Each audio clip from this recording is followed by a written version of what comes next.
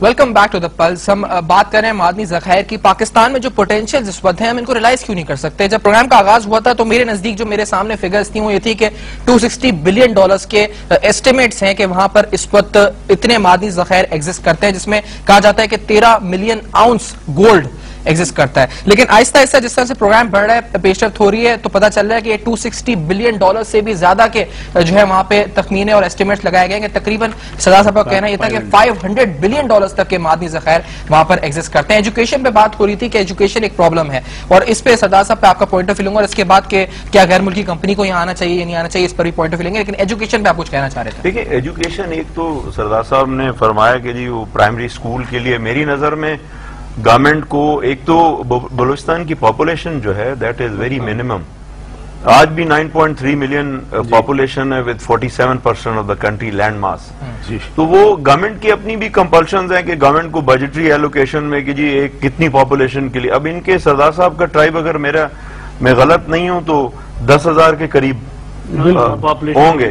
ابھی ان کو they have to see the priority کہ جی ان تک کیا پہنچائیں. لیکن ان کی پولیٹیکل اپروچ جو ہے اب پورے کراچی کے لیے آپ کے 10+ MNA ہیں، اور وہاں پورے بلوچستان کے لیے آپ دیکھیے کتنے MNA کتنے سینیٹر ہیں. مجھے یہ بات بتائیے گا، جب ایک پرائمری اسکول بنانے کے لیے حکومت کے پاس فنڈ ایلوکیشن نہیں ہو پا رہی ہے، تو اس وقت ایک اتنا بڑا پروجیکٹ غیر ملکی سرمایہ کاری کے بغیر کیسے ہو سکتا ہے؟ وہاں پہ انویسٹمنٹ اور سب چیزیں کیسے ہوں گی کہ جب تک کوئی کمپنی آ کے میں معذرت کے ساتھ اس کے اوپر زیادہ بول نہیں سکتے کیونکہ کیس بھی سب جوڈس ہے، it's in the supreme court. But لیکن میں یہ ضرور کہوں گا کہ یہ ایک کاکٹیل بن گیا ہے اس وقت. یعنی پولیٹیکل ہائرچی جو ہے وہ اپنی کر رہے ہیں، بیوروکریٹک اپنا ہے. اب ٹرائبل لوگ جو ہیں آپ کے سامنے، یہ آج تک سردار صاحب کو بہت کم لوگوں کو معلوم ہوگا کہ ادھر علاقے کے مالک کون ہیں. اب مالک جو ہیں وہ بیچارے ان کے پاس اتنے ریسورسز نہیں ہیں. اب میری نظر میں یہ سب اگر مل جائیں یا میں مل جاؤں، we don't have that count of resources کہ جا کے سپریم کورٹ کے لیے ہیوی اماؤنٹ پہ لائر کو ہائر کریں اور جا کے فائٹ کریں. Who is going to pay for them? Now what's going on یہ تو اللہ تعالیٰ بہتر جانتے ہیں، یا حاکم وقت جانتے ہیں، یا پولیٹیکل جو ایلیمنٹس ہیں وہ جانتے ہیں. لیکن انفارچونیٹ ہے، یہ میں اس بات کو ریپیٹ کرنے لگا ہوں، انفارچونیٹ ہے and we must understand. Unfortunate یہ ہے کہ اس کو No, it's an old saying, Safwan. I'm going to repeat, it's an old saying. If you don't organize yourself, somebody is going to organize you. This is law of nature. اس وقت حکومت، اس وقت جو federal government بیٹھی ہے، provincial government بیٹھی ہے، وہاں یوسف رضا گیلانی صاحب ہیں، ادھر نواب اسلم رئیسانی صاحب ہیں. کل یہ نہیں ہوں گے، لیکن یہ اپنے علاقے میں رہیں گے. بالکل صحیح ہے. وہ امریکہ آئے، وہ ایران آئے، وہ اسلام آباد آئے، وہ کوئٹہ آئے، they have to bend on their compulsions. ان کی پوری کرنی پڑیں گی ان کو باتیں. جو آج تک TCC کیا چیز ہے؟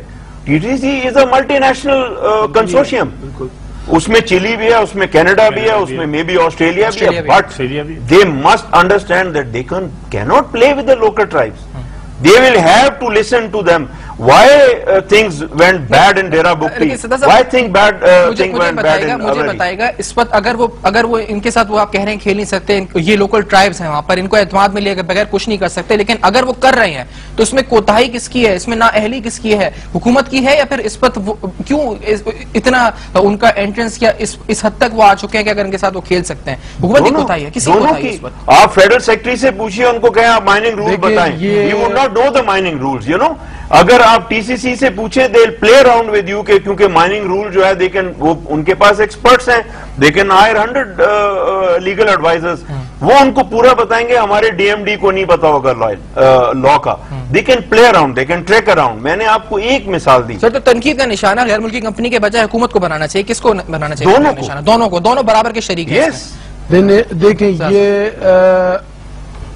ہم لوگ وہاں کا لوکل ہے اور میں اس علاقے کا اسی قوم کا سردار ہوں. آج تک مجھے اس کمپنی سے میرے ذات کو 5 روپے کا فائدہ نہیں ملا ہے. صحیح. لیکن میں خوش ہوں کہ کمپنی کام کرے. وجہ کیا ہے؟ وجہ یہ ہے کہ ہمارے وہ علاقہ سب سے پسماندہ ترین علاقہ تھا، اور سب سے زیادہ غریب ہمارے قوم تھا وہاں کا. کیونکہ ہم ایک عزت دار قوم ہے اور ہم غلط کاموں پہ ہاتھ نہیں ڈالتے ہیں. تو اس کمپنی کے برکت میں وہ کہ میرے ساتھ انہوں نے کوئی ایک بھی اچھائی نہیں کیا میرے ذات کے لیے، اور میرے قوم کے لیے انہوں نے وہ چیز جو اس کا حق بنتا ہے انہوں نے نہیں کیا ہے، نہ گورنمنٹ نے کیا ہے نہ کمپنی نے کیا ہے۔ لیکن یہ کرنا آپ کے نہیں حق میں کرنا گورنمنٹ کی ذمہ داری بنتی ہے یا کمپنی کی ذمہ داری بنتی ہے؟ دونوں کا، دونوں کی ذمہ داری، دونوں کی ذمہ داری۔ ایک بات یہاں کیوں کروں گا، عرض کر رہا ہوں، آپ تھوڑا سا مجھے موقع دے دیں کہ میں ایک تھوڑا سا اسٹوری بتا رہا ہوں۔ ایک دن میں یہ 93 سے 91 تھا، اسی طرح یا اس سے پہلے جب نیا سردار صاحب وہاں پہ سروے شروع تھا، یہ بی ایچ پی والا آیا تھا، تو میں گیا وہاں پہ، اسی سردی کا موسم تھا، تو وہاں پہ ایک افغانستان کے طرف سے ایک ہوا چلتا ہے، ہمارے ادھر کے لوگ اس کو گوریچ کے نام، انہوں نے ہوا کو نام رکھا ہے گوریچ۔ اچھا، وہ اتنا چلتا ہے، اتنا تیز چلتا ہے کہ ویسے وہ مٹی لے آتا ہے، ویسے وہ ریتی زمین پہ پانی کی طرح ویسے چلتا ہے۔ تو اس وقت اور اتنا سرد ہوتا ہے، اتنا کہ حد سے زیادہ، اور بادل پورا ویسے زمین پہ گرا ہوا تھا۔